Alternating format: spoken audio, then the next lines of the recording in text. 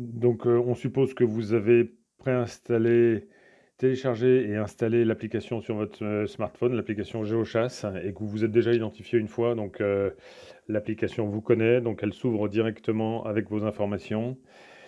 Les modules sont tous les mêmes au niveau des logos. Par contre, le libellé des modules peut être différent suivant les fédérations. Donc ici, vous avez, l'ensemble des modules, disponibles.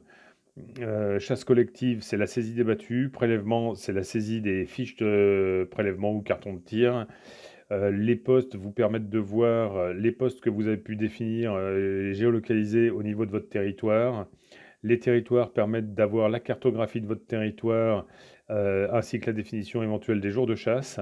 Les observations permettent de saisir des observations d'animaux vivants, morts ou d'indices de présence. Donc pour ça, il faut que votre fédération participe à l'application Vigiphone qui permet de collecter des observations au niveau des différents départements de la région. Un module incivilité qui permet de saisir les actes malveillants qui ont pu avoir lieu sur du matériel, voire sur des personnes physiques. Synchronisation permet de synchroniser si vous avez fait une saisie dans un endroit où vous n'aviez pas de réseau. Ça permet de synchroniser au moment où vous retrouvez du réseau, synchroniser les informations de votre smartphone avec le serveur distant.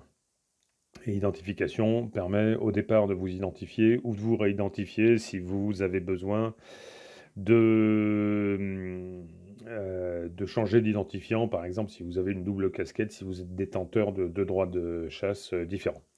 Les trois barres en haut à gauche est une barre de sous-menu.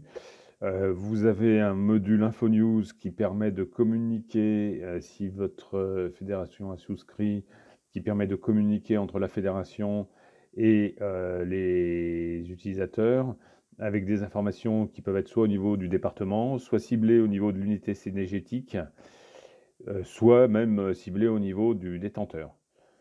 Ce module inclut également la possibilité pour la fédération de faire des sondages auprès des utilisateurs et inclut également une partie qui peut permettre à la fédération des chasseurs du département d'inclure des encarts publicitaires qu'elle gère elle-même, au même type que vous avez généralement un financement des cahiers de battues papier par des publicités papier. Vous pouvez avoir un financement de l'application GeoChasse par ce module en trouvant des sponsors locaux notamment qui pourront avoir un encart au lancement de l'application avec un lien sur leur site internet. Le guide pratique permet d'avoir toutes les informations par pays synergétique, par espèce, sur les dates d'ouverture, de fermeture, qui peuvent être différentes suivant les pays synergétiques ou les conditions de chasse, par temps de neige, etc. Les circuits et parcours, c'est des fichiers qui peuvent être, qui ont pu être ajoutés par votre fédération, des fichiers cartographiques qui permettent notamment sur le module territoire ou le module poste d'avoir des informations cartographiques supplémentaires. Ensuite, vous avez des modules descriptifs à propos de GeoChasse, conditions d'utilisation. Connexion, déconnexion, c'est même bouton que identification qui vous permet de vous déconnecter avec votre identifiant. Réinitialisation permet de faire un nettoyage des informations qui sont en mémoire dans le téléphone concernant l'application. Synchronisation permet de synchroniser s'il reste des informations qui n'ont pas encore été transmises, qui sont sur votre téléphone et que vous n'avez pas pu transmettre parce qu'il n'y avait pas de réseau à l'endroit où vous avez fait la saisie. Et quitter vous permet de quitter, et c'est là aussi où vous trouvez le numéro de la version de l'application.